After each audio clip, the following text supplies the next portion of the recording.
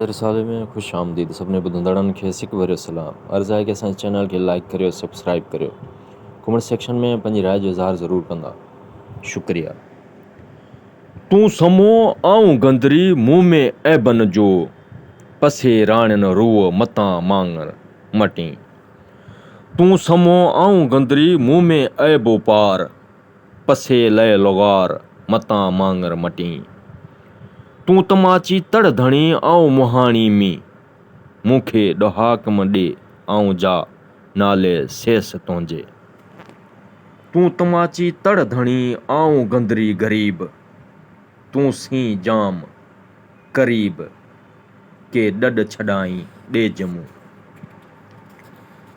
खखी हाणियूं खारियूं छछी हाणा छञ, पांध जनी जे पांध सी लॻो थिए लञ।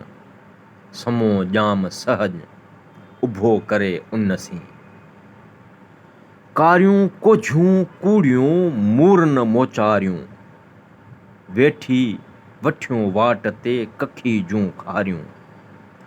उन्ही जूं आरियूं समीरे केर सहे,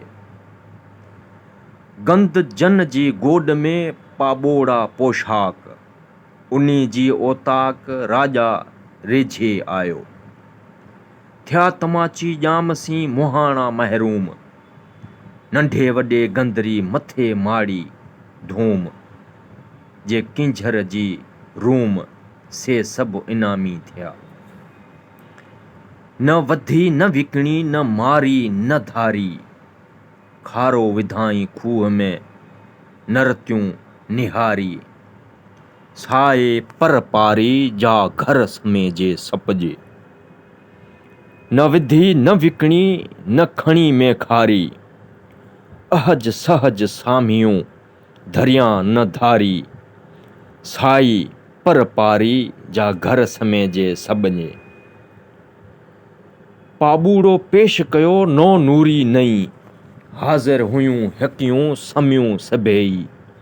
नवाज़े नेई गाॾी चाढ़ी गंदरी, मुहाणे जे मन में न गेरब न गाव।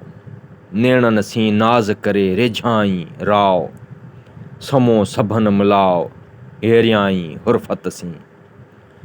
नूरीअ जे न्याज़ जो अजब उझल हो, समो सर सभन में मी मोरछियो सो। अचो उभिन पोइ हुजत भङी राणियन, हथन पेरन आर खिणन मुंह न मुहाणी। असुल हुई उनखे अहल ॼामाणी, समी सुञाणी ॿेड़ो ॿधस ॿांह में।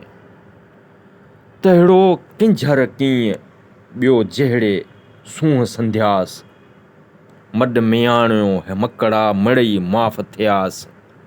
मोरछल मथांस उभो तमाची ते हणी, खूह समियो ॿिन सूमरियूं जे अचन ओची ॻाट। वरसी किंझर ॼायूं जे तमाची जी तात, राणियन मथां रात माणक में पिरायो। कारियूं कोझियूं कूड़ियूं मूरन मोचारियूं, वठी वेठियूं वाट ते खखीअ जूं खारियूं। उन्ही जूं आरियूं समीरे केर सहे, थिया तमाची ॼाम सी मुहाणा महरूम। नंढड़े वॾे गंदरी मथे माड़ी धूम, जे किंझर जे रूम से सभु इनामी थिया।